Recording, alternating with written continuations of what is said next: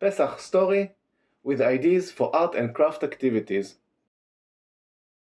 Pesach is the story of the emancipation of the Jewish people brought by Moshe Rabbeinu, Moses, against the tyranny of Paro, the Egyptian king of the time. You see, some 3,500 years ago, the Jewish people lived in Israel, in the Jewish kingdom in Israel, and they were happy there. But Israel was very hot, still very hot today, and there was no more water in Israel, there was drought. So all the Jewish people, they had to escape. They had to escape to Egypt. And they said to Paro in Egypt, please, we're going to sit here, we're going to live here, and we're going to work for you and pay taxes. And he said, okay. But after generation, he became more and more greedy, Paro, the Egyptian king, and he actually added more and more work to the Jewish people until they became slaves.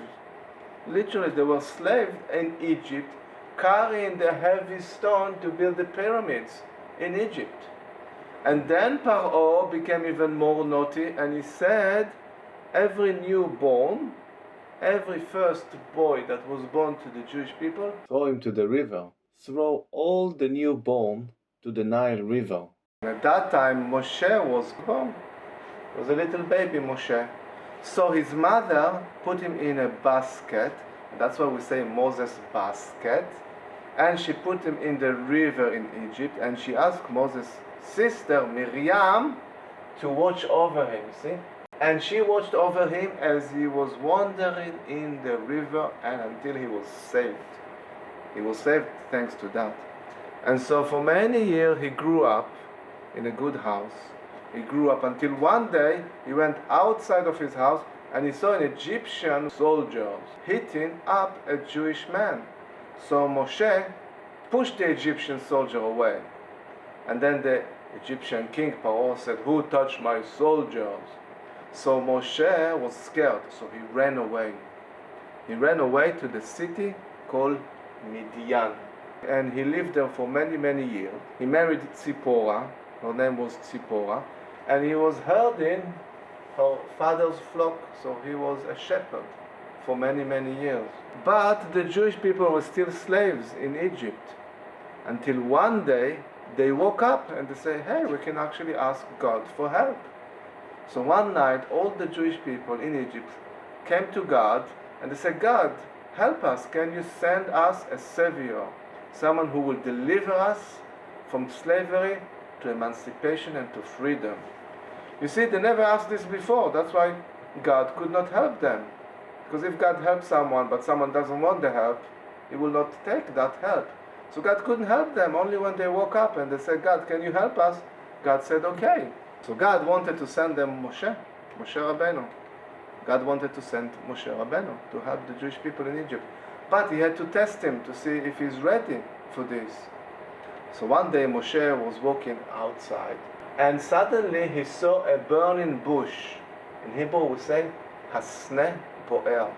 And this was magical because the bush was burning, there were flames, there was fire, but it did not consume the bush. The bush kept burning and burning and burning. There was fire, but it did not consume, it did not eat the bush. So Moshe said, that's peculiar. I'm going to go closer to have a look. And that was the sign that he was ready. Because many people will see something strange and they will say, I don't want to know what it is. I'm not going to have a look. But Moshe said, that is strange. I want to understand it. I want to come closer to see what's happening. How come this bush is on fire but it's not burning? And so at that point God saw that Moshe came closer to examine the bush. In Hebrew, Vayar Elohim ki sar lirot. God saw that Moshe came closer and then he knew that he was ready. And then God spoke to him from that burning bush. And God said, Moshe, take off your shoes, your sandals, because this is a holy land. This place is where God will give the Ten Commandments later on. It's a holy land. So take your shoes out of Shal na'alecha me'al raglecha. And you shall go to Paro the king and tell him, let my people go. So Moshe went to Paro the king and he said, Paro, let my people go. It is God who sent me to tell you to let the people go. And Paro, who was Egyptian king, they were a bit too lally at that time. They really thought that they are God. Also, they believed that there is a God for every single country. So they thought there was one God for Egypt, one God for Israel, one God for Greece. But that is not true. The Jewish people brought the idea that there is one God for everyone. So you don't believe in God? Said Moshe, I will show you a miracle. Moshe took the staff and he threw it to the ground and he turned to a snake, to a serpent.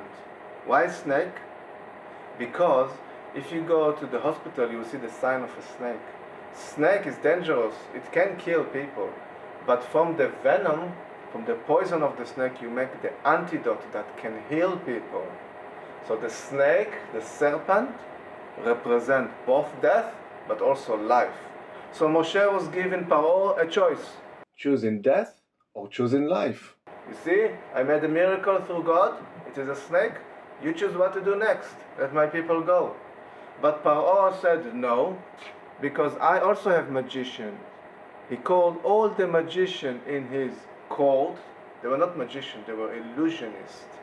And they did illusion of other snakes coming, Egyptian snakes. And Paro said, here you go, we can do the same, it's not real. But then Moshe's serpent ate up all those Egyptian snakes to show that they are not real. Later on, we will make Moshe's serpent. I'll give you all the ingredients, but you'll have to color it. You have to help me with coloring. So Moshe said, now, did you see the magic? Did you see the miracle? Let my people go. And God then hardened his heart, the heart of Paro. It says in the Bible, God hardened his heart. Why would God make his heart hard like a stone? Well, the truth is that Paro had bad inclination already.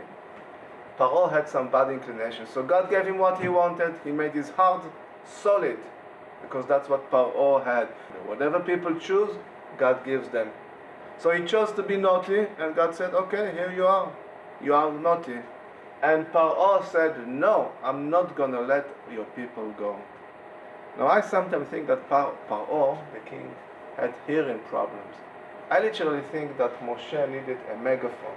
I have Moshe's megaphone here. You see? Moshe megaphone.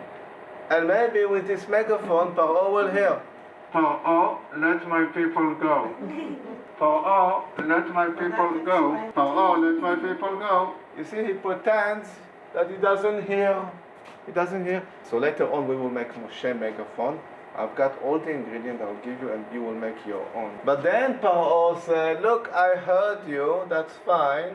I heard you, but I will not let your people go. So God made 10 plagues, 10 natural disasters. 10 disasters fell on Egypt. And that's because Paro did not let the people go, and the people were not happy. And if the people are unhappy, that destroys the balance of the ecosystem. And that creates world disasters. So 10 plagues, 10 disasters fell on Egypt. Anyone who believed in God, they put a special mark on the door. Anyone who believed in God make a special mark on the door. And when the disaster came, it did not hurt their houses. It moved to the next place. So 10 disasters fell on Egypt until Paro said, okay, I had enough. You can go, Moshe. Take your people. So Moshe went to all the Jewish people, the slaves in Egypt, and said, quick, we have to go. That was in the middle of the day. We did not escape at night. Moshe said, we're not escaping at night. We're going in the middle of the day so that everyone in Egypt will see that the Jewish people are going into their freedom. But it was the middle of the day. They were baking the bread. And the bread did not have time to rise. There was no time for the bread to rise. It stayed flat. And that's why they had to take it as it is, flat bread. And this is why we eat matzah. Matzah shmura. It's a thin cracker, which means the bread does not rise, which is something we eat in Pesach. The Jewish people started to escape from Egypt, and they walked in the desert until they reached Yam Suf, the Red Sea, Yam Suf in front of them. But then the Egyptian king Paro changed his mind again. So he sent all his soldiers to chase after the Jews, even though they were outside of Egypt already. And they had golden chariot and horses. What will the Jewish people do? In front of them, the big Red Sea, you cannot swim it. Behind them, the Egyptians are chasing them. So God said to Moshe, Moshe, hold your staff again and hit the ground. And as you hit the ground, the sea split into two. Look at that. Yam Suf, the Red Sea, split into two, and all the Jewish people can pass. They could cross it safely. And Moshe said quickly, you have to go and cross it. Now, human being, all adults and all children have two aspects. One is the external, right, what you see, you look at people, and one is the internal, it's the inside of you. So the earth here that we stand represents the outside. But the sea represents your soul, the inside. When you look at the sea, you can't see inside of it. There are a lot of life and fishes inside the sea. It's like your soul. You look at a person, inside of them there's a lot of emotion. And so God split the sea because that was the true essence of the spirit of the people. And they could go through that sea. Quickly they went through the sea, and when the last man came out, the water closed over the Egyptian army. And it pushed them back into Egypt. And you see they were swimming back. They said, well, we don't care about the Jewish people. They're swimming back to Egypt. That's what they did, because the sea closed on them. They had no choice. They said, we don't care about the slave. They can go. We had a fun day swimming. And so then the Jewish people were walking in the desert. And during the day, God appeared to them in a pillar of cloud. In Hebrew, Amud Anan, pillar of cloud, which was guiding them. They followed that pillar. So they knew that God is not far, God is always there, and it also showed them the way. And at night, what do you think happened to that pillar? At night, it became a pillar of fire. And that pillar of fire gave them light, so they could see in the desert. It also warmed them up, because the desert is very cold. And also they knew that God is not far. So just imagine you're in the desert, and there's a pillar of God guiding you all the time in the desert. Now in the desert, they used to walk in this formation, in this shape. Strong soldier and men at the edges, and all the women and children and old people in the middle. That's how they would protect them. That's how they walk in the desert, to protect them. And if you look very carefully, you will see that this formation creates the symbol of Judaism known as the Star of David. Can you see it? Here it is, Magen David, the famous Jewish symbol. You see? That was the formation of how they walked in the desert. And with this Jewish identity came also all the Jewish ceremony. Now, the triangle one triangle represents humanity goes towards God, and the top triangle is God going down towards humanity. So this is how they walked in the desert. So later on we will make our own desert walking wheel. See the Magen David, and with all the images. So think of the colors of the desert, the clouds, the fire, and we will make it. They walked a lot in the desert until God said to them, listen, I want you to envision the future Israel.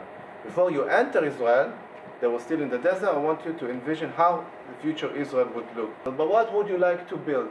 What would you like to create? And so later on, we will do that. I will give you a paper with some suggestions about a world, and you will draw and design your own future world. For example, you can have 2 moons, or you can have orange glow. These are just suggestions. I'll give you paper, and you will design your future vision world. So they were walking in the desert, and it was still very hot. So God said to Moshe, go to this rock and ask it, and it will give you some water. The rock will give you water. That is strange. Speak to the rock and it will give you water. So Moshe did go to the rock. He forgot to speak. He actually hit it. But nevertheless, water did come out, gushing water out of the stone, out of the rock in the desert. And so all the people, about 500,000 people, they could drink. It was very hot.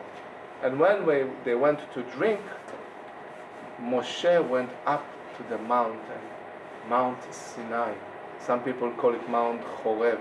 And after 40 nights and 40 days, he came down.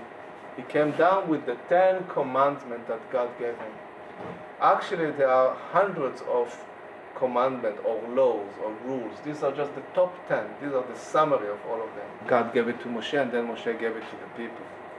So each commandment has a meaning, right? So here are the 10 commandments. And we have jelly bean to represent the 10 commandments, which we'll do in a second. I will show you how. And so, Pesach. Pesach is known by 4 names. The first one, Pasach. This actually means Pasach in Hebrew, but we say Pesach. Pasach means step over. Remember when God put the 10 plagues, all those people who believed in Him, they marked their houses, and God Pasach. God didn't hurt them. God went over them. So Pesach means God went over the people who believed in Him, and He didn't hurt them. That's one name. That's why we say Pesach. We also say Chag HaMatzot, the celebration of Matzah, which I showed you. We call it also Zman Cherutenu, the time of the freedom of the Jewish people. It was their emancipation, how they were formed as a nation. Zman Cherutenu, and the last name, Chag HaAviv. Aviv means spring, so it's a celebration of the spring. Very soon, spring will come. The word spring in Hebrew is Aviv. Aviv actually means the grains before they ripe. So all the agriculture, before it ripes, it's called Aviv. That's where we stand now. And so I also have some stickers for you. I'll give you some stickers, and I'll give you empty stickers, blank stickers, where you can draw your own sticker. You can make your own stickers. Now, 10 Commandment jelly beans. Who has yellow one? Me? If you have yellow one, that's the first 3 commandments. When God said, I'm God, there will be no other gods, and you should not carry my name in vain. So, third, 3, yellow, you can eat it now. Okay, if you have white, it's about truth. You're going to have clarity in your life. It says you should not lie to other people. So you're going to have purity. Okay, children, let's do art now. Okay?